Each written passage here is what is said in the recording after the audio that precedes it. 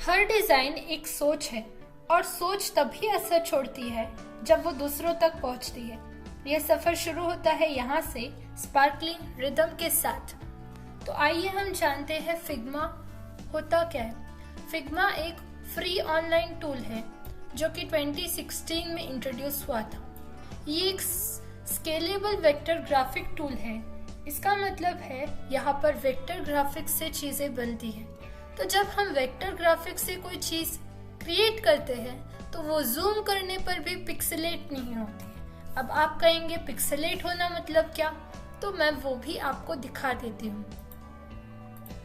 तो ये हमारे पास एक कार की इमेज है जो कि बहुत ही सुंदर दिख रही है, लेकिन जब हम इसे जूम करते हैं तो जैसे ही हमने जूम किया यहाँ पर ये इमेज जो है ब्रेक होना स्टार्ट हो गई। इसे कहते हैं पिक्सेलेट होना।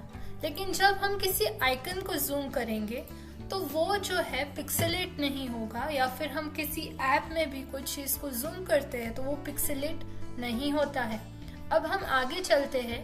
तो फिग्मा एक कोलैबोरेटिव टूल है। इसका मतलब हम अगर एक लैपटॉप में काम कर रहे हैं और हमें वो किसी और से भी चेक करवाना है या फिर किसी और को भी उसमें कुछ एडिशंस करने हैं तो हम वो फाइल को शेयर भी कर सकते हैं। इसका मतलब वो एक कोलैबोरेटिव टूल है। अब फिग्मा एक प्रोटोटाइप सॉफ्टवेयर है। प्रोटोटाइप सॉफ्टवेयर मतलब जिसमें हम कनेक्शंस कर सकते हैं। जैसे कि हमने अगर किसी एक पेज को ओपन करने के लिए, मान लीजिए अगर हम क्रोम पे क्लिक करेंगे तो हमें वो एक पेज दिखाएगा जिसमें हमें अकाउंट्स मिलेंगे। जब हम किसी अकाउंट में लॉगिन करते हैं तो वो हमें हमारा पहला पेज, होम पेज दिखाएगा। फिर वहां पर भी यदि हम किसी और चीज को क्लिक करेंगे तो हमें वो थर्ड पेज पे लेके जाएगा। तो हमने YouTube को क्लिक किया तो YouTube का होम पेज हमें पहले दिखेगा। फिर मान लीजिए अगर हम प्लेलिस्ट पर क्लिक करते हैं तो हमें वो दूसरे पेज पर लेके जाएगा।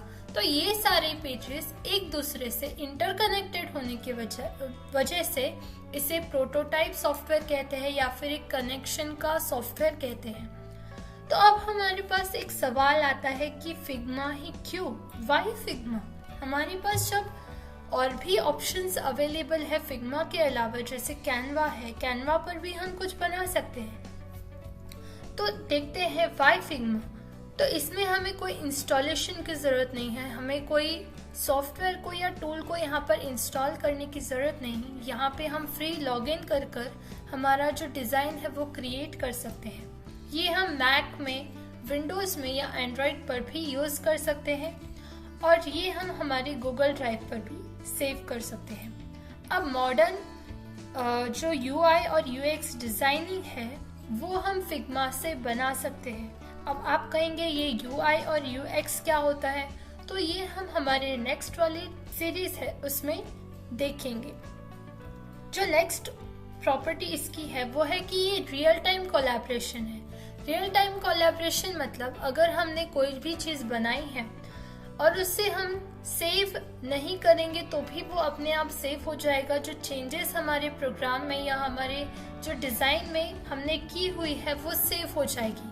अगर कोई और भी इस डिजाइन को अपने इसमें चेक करेगा तो वो सेव अपने आप हो जाएगी।